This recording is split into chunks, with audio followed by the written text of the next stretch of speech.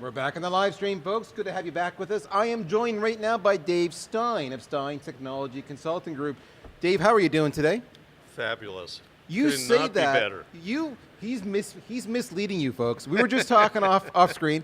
He was telling me he's going on 4 hours of sleep. Is that correct? That is correct. Each night, but Each it's n- oh, well, been well worth it. So Yes. between 2 nights, you had 1 full night of sleep. Exactly. All right. Well, you yes. look fantastic. How's the energy level doing? Yeah, it's kind of wavering. It's a kind of little wavering. I understand. So how long have you been at the show? We, as I was talking, we took the red eye in Saturday night, so I've been here since early Sunday morning, and yeah, I'm getting ready to pack it in. You're getting ready to pack it in. But how's the show been for you? Really good. Yeah, I've been doing the show for quite a while, actually, when I was still in Washington, D.C. Yep. And it's really good to see the energy, the size of the buzz, pretty much throughout. So very good to see. So one of the comments we've gotten from people like yourselves who have some tenure with the show is that this year's show is noticeably more, I don't know, for lack of a word, dynamic, because it seems that there's just a lot of new vendors and technology and action happening that maybe had been missing for a period of time when the industry was a little more mature. Oh, I couldn't agree more that we've seen some tectonic shifts, really, where That's some a of good the, word, tectonic. You can use it. 25 cents. I got it. I like it, but it's true. American. Americans, that's worth a lot. So he says that because I'm from Canada. But so that is huge, though. I mean, tectonic is the right word. It is massive. Absolutely. We've seen some of the old line players go away. We had Toshiba drop from the business. A week ago, Avaya's not here. Yes. Possibly due to their bankruptcy. They have a little distraction right now. Yes. Though, did have dinner with them last night, and that was. Did you pick up the tab? Just curious. I did have to Uber it. Though. There we go. Okay, fair enough. So let me ask the question then. Now, you have a tradition. You did it again this year. You put together the Mock RFP session, and That's it was focused on hybrid cloud. Is that right? That is correct, yes. All right. And cloud has come up once or twice. I'm being facetious. Yes. In all of our conversations, and it's not just with the experts we're talking to.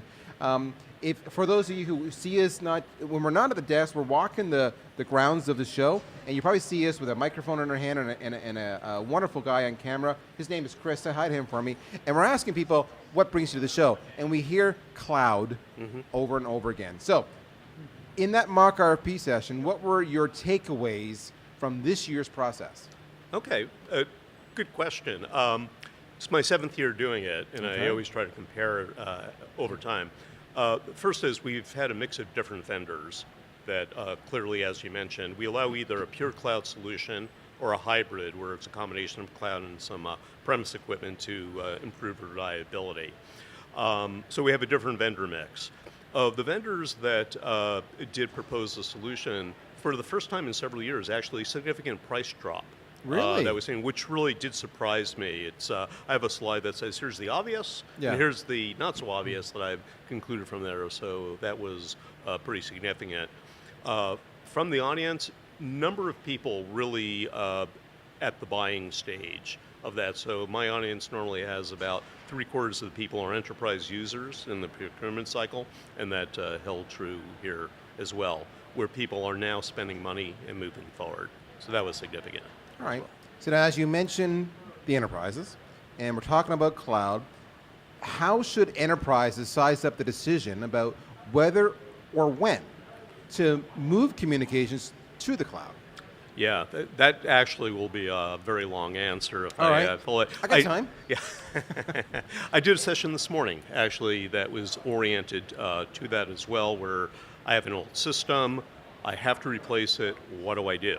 And one of the fundamental decision points that we talked about is looking at an architecture, whether you're going to replace it with another premise system, maybe you're in a regulated industry, and there are some requirements, whether you architect it for the cloud. Do I know what my users really need? So am I going to replicate the feature set that I have now, maybe in those 20-year-old black bakelite phones on the desk, or am I actually going to spend the time to understand how the technology can enable a change in the business process? So can the lines of business actually have an improvement based on that? So that's a fundamental key to looking at the cloud technology and deploying it. There's kind of a companion technology that's coming along that most of the cloud providers are offering.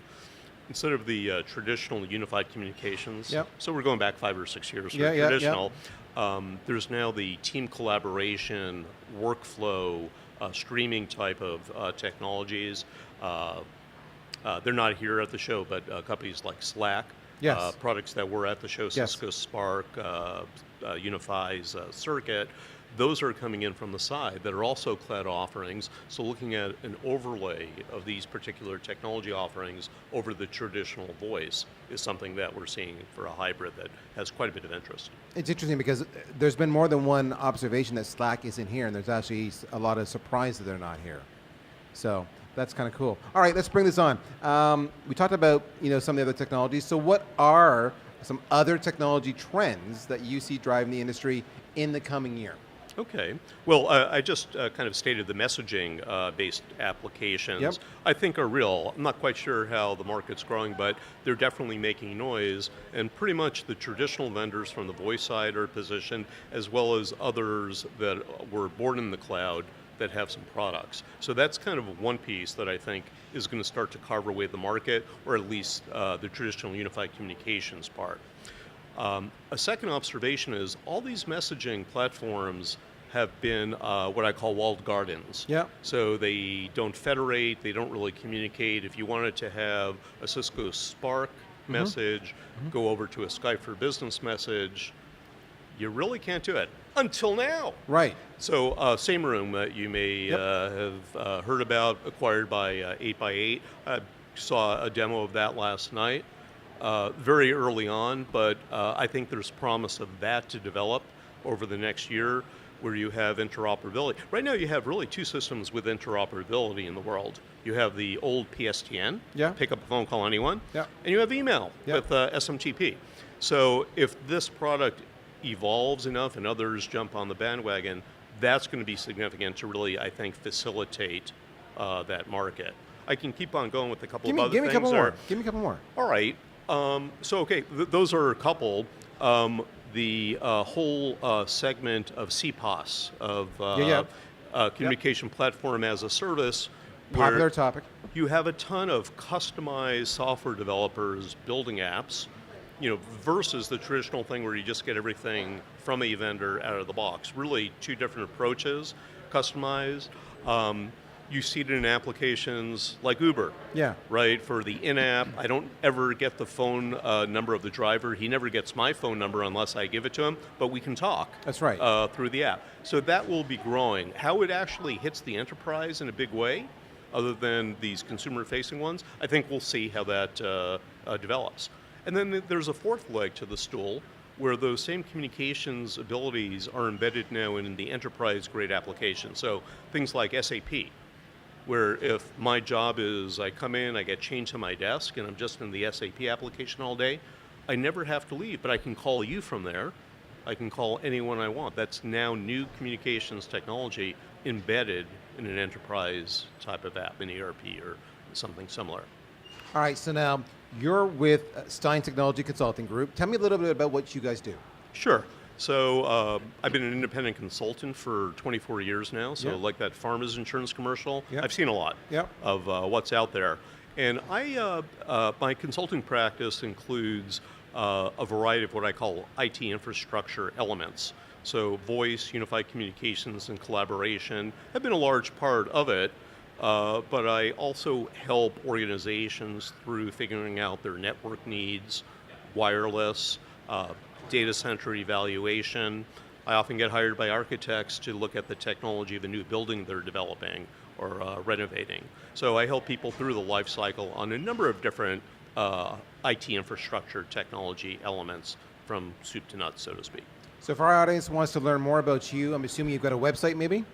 Sure. You can find me at www.steintechconsult.com or look me up at LinkedIn, and there's a page there with a lot of information as well. Dave, thanks so much. I had a lot of fun today. That was Dave Stein of the Stein Technology Consulting Group. Hope you enjoyed the conversation because he's not bad. Especially for 4 hours sleep, he's looking pretty alert. With that said, folks, we're going to be back soon. In the meantime, continue to enjoy your lunch and the sessions. We'll talk to you soon. Thanks.